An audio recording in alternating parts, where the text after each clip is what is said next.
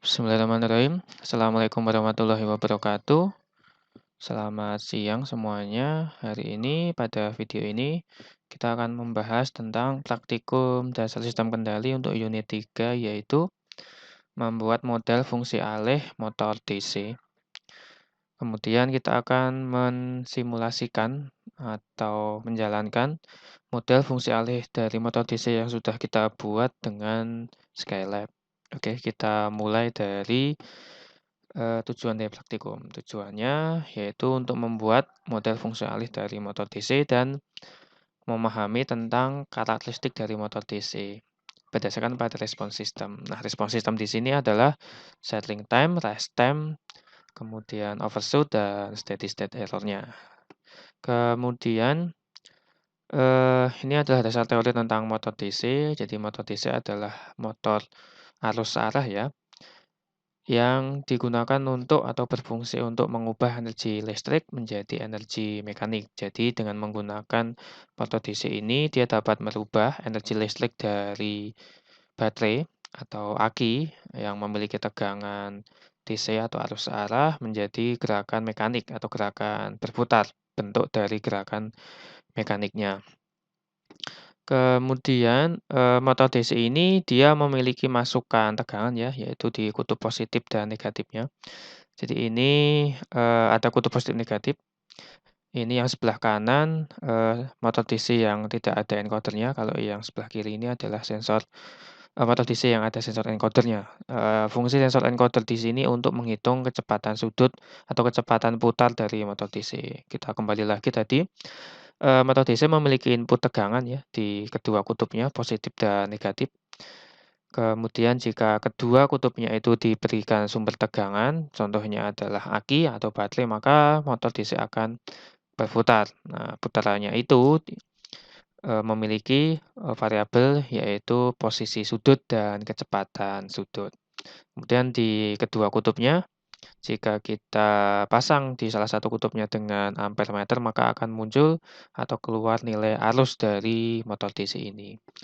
Oke, kemudian selain variabel posisi sudut, kecepatan sudut, juga ada variabel torsi ya di motor DC. Torsi itu kekuatan dari motor DC dalam menarik suatu beban yang dinamakan dengan torsi. Oke, itu sedikit pengantar tentang motor DC. Nah, untuk penampang dari motor DC itu kira-kira dapat digambarkan seperti pada gambar 3.2 yaitu diagram motor DC. Di sini ada resistansi, kemudian ada resistor, ada induktor, kemudian di sini ada, J itu momen inersianya. Jadi di dalam motor DC itu kurang lebihnya ada yaitu namanya komponen kumparan. Nah, untuk membuat kumparan atau dinamo itu menggunakan yang namanya, induktor atau itu dinamakan dengan induktor.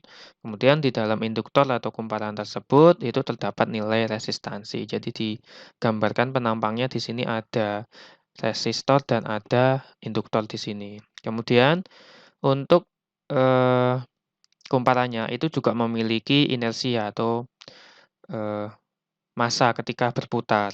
Nah, itu ada bebannya. Jadi beban ketika berputar itu dinamakan dengan inersia di sini. Nah, kemudian gerakan dari motor DC atau dinamonya, itu dia juga memiliki yang namanya gaya gesek FK di sini. Jadi ketika motor DC berputar, itu ada yang namanya gaya gesek yang melawan putaran dari motor DC. Jadi kalau kecepatannya ke kiri, kemudian ketika dia berputar ke kiri juga ada torsinya, ada beban yang menghambat, yaitu yang dinamakan dengan torsi sebanding dengan kecepatan sudut. Jadi semakin cepat, motor DC-nya maka gesekan atau gaya geseknya itu juga semakin besar.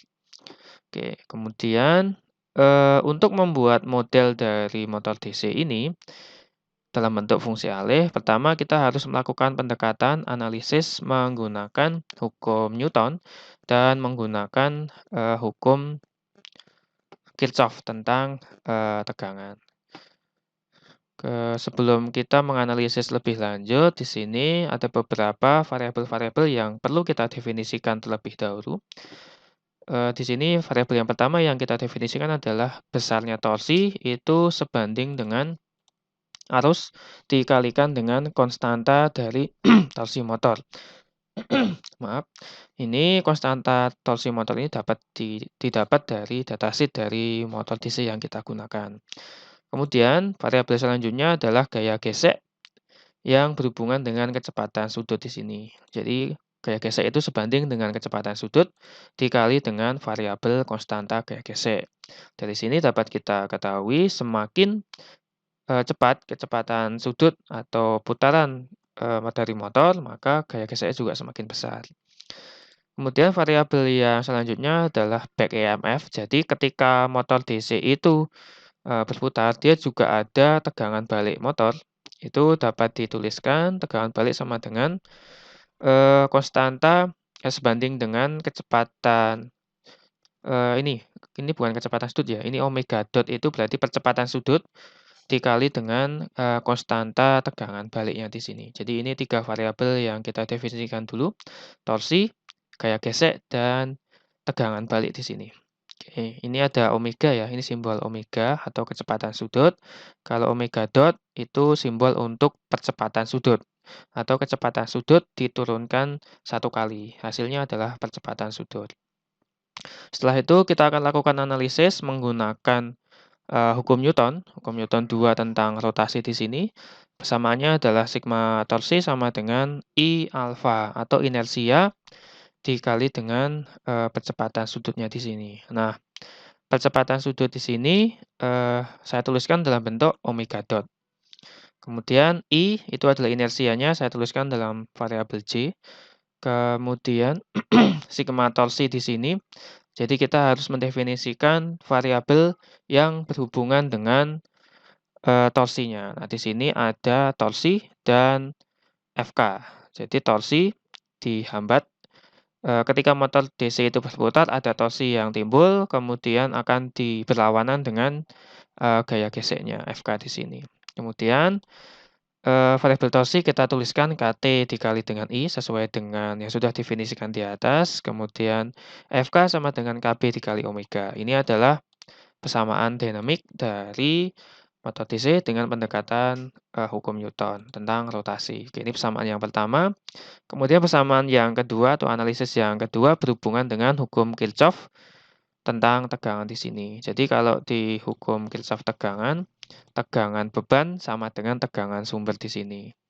Nah, di sini tegangan bebannya ada 3 ya, ada tegangan VR, VL, dan VMF di sini. Itu sama dengan tegangan dari sumber. Jadi tegangan bebannya ada ini, beban R, beban L, dan beban VMF itu sama dengan total tegangan beban itu sama dengan tegangan sumber di sini.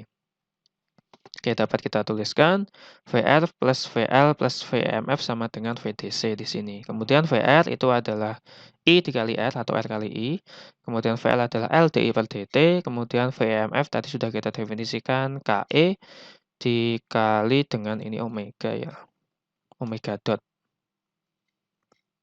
Oke, coba kita lihat ke bawah dulu. Apakah sama? Oke, nanti kita perbaiki lagi. Di sini kita nanti lihat yang salah bagian sini atau bagian ini. Bagian sini. Oke, ini kayaknya nggak pakai dot. Ini cuma gini. Oke, nanti kita di bawah kita lihat hasilnya. Kemudian setelah kita memiliki 2 persamaan analisis menggunakan hukum Kirchhoff dan hukum Newton, selanjutnya kita akan satukan persamaan ini. Jadi untuk membuat model fungsi Ale kita harus menentukan dulu inputnya apa, outputnya apa, kemudian setelah kita tahu inputnya apa, outputnya apa, persamaan ini kita transformasikan dalam bentuk Laplace. Oke, di sini kita transformasikan dulu dalam bentuk Laplace. KT, I-nya I kecil ini berubah menjadi IS, omega-nya ini berubah menjadi omega S. Kemudian di sini karena di sini ada omega dot, maka berubah menjadi ada muncul S di sini. Jadi J, S, omega S. Oke, kemudian yang bawah I-nya berubah menjadi I besar, kemudian L dI per dt. D dt-nya ini berubah menjadi S di sini. Kemudian ada IS, lalu KE omega di sini kali VDC. Kemudian kita sudah punya dua persamaan dalam bentuk Laplace. Lalu persamaan ini dirubah ya, dirubah. Kita akan memasukkan variabel I yang ada di persamaan kedua ke persamaan yang pertama. Nah, di sini saya buat bentuknya kita substitusi dan pindah silang menjadi IS sama dengan ini ya. Jadi caranya ini bagian yang ini, yang KE omega S ini itu dirubah ke kanan dulu. Setelah dirubah ke kanan, sebentar. Oke, jadi ini kita rubah ke kanan dulu. Setelah ini dirubah ke kanan, kemudian IS-nya ini dijadikan satu dalam bentuk kurung. Kemudian IS sama dengan L ditambah dengan LS di sini. Oke, jika sudah seperti ini, dilanjutkan dengan proses pindah silang untuk membuat bentuknya input-output. Nah, di sini inputnya adalah tegangan di sini VDC ini, outputnya adalah omega S ini atau WS ini. Oke, kemudian IS-nya kita masukkan ke persamaan yang pertama di sini, dapat persamaan ini. Kemudian bagian bawah ini kita kalikan ke kanan menjadi seperti ini, omega S, kemudian ini KT, VDC min KE, omega S di sini. Kemudian ini kita kalikan, KT kita kalikan VDC, KT kita kalikan dengan omega S di sini. Kemudian bagian yang ini kita pindah silang ke kanan, sehingga bentuknya menjadi seperti ini. Kemudian karena kita ingin mengambil omega S-nya, maka di sini omega S-nya kan ada variabel yang sama, di sini omega S. Kita bisa ambil, nah menjadi bentuk seperti ini.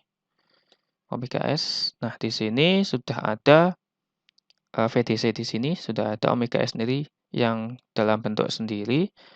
Kemudian kita bisa ambil KT-nya ini jadi kita pindah silang ya. Jadi ini omega S-nya ini dibuat omega S sama dengan di sini. Bagian ini bisa kita pindah ke sebelah sini menjadi KT dibagi ini. Jadi omega S sama dengan KT ini. Atau bisa kita buat omega S per VDC sama dengan KT dibagi dengan ini. Oke, itu kira-kira untuk membuat modelnya dalam bentuk transfer function atau fungsi alih di sini. Oke, berarti ini tadi benar ya. Nanti silahkan nanti dicek lagi jika nanti ada kesalahan di sini. Silahkan bisa ditaruh di kolom komentar. Oke, ini nggak ada masalah. Tadi kita masukkan di sini. Kita cek ulang lagi ya. Oke, itu bentuk fungsi alih dari motor DC dalam bentuk transfer function atau fungsi alih di sini. Kemudian setelah kita dapat model dari motor DC dalam bentuk fungsi alih dengan input adalah tegangan, output adalah omega S-nya. Jadi bentuknya itu harus ini ya, omega S sama dengan ya. Jadi nanti VDC-nya ini dipindah ke sebelah sini. Oke, kemudian langkah praktikumnya adalah silahkan variabel dari motor DC ini nilainya R, L, KB, KT, KIJ dimasukkan ke sini. Sehingga teman-teman sekalian bisa dapat model fungsi alih dalam bentuk angka ya, bukan variabel lagi. Kemudian setelah itu silakan buka unit 2, lalu disimulasikan fungsi alih ini itu memiliki grafik seperti apa. Oke, di sini bisa saya contohkan. Oke, grafiknya kira-kira akan seperti ini. Jadi ketika motor DC diberikan tegangan, maka kecepatannya akan naik terus sampai dia itu stabil di kecepatan tertentu. Ini simulasinya seperti itu. Oke ya, jadi silahkan dituliskan namanya apa, D-nya apa, kemudian disimulasikan dari waktu 1 sampai 10 detik. Oke, seperti itu. Kemudian untuk pertanyaan yang selanjutnya yaitu membuat model fungsi alih motor DC dengan input dan output yang berbeda di sini. Nah, inputnya adalah tetap tegangan ya, inputnya tetap tegangan, tapi outputnya adalah posisi sudut. Jadi yang awal tadi inputnya adalah tegangan, outputnya adalah kecepatan sudut kalau yang ini itu inputnya adalah tegangan, outputnya adalah posisi sudut di sini. Oke, silahkan dikerjakan. Oke, sebentar. Di sini tuh pakainya dot di sini. Oh ya benar, kecepatan sudut di sini. Oke, benar. Nah, silahkan kalau yang seperti ini,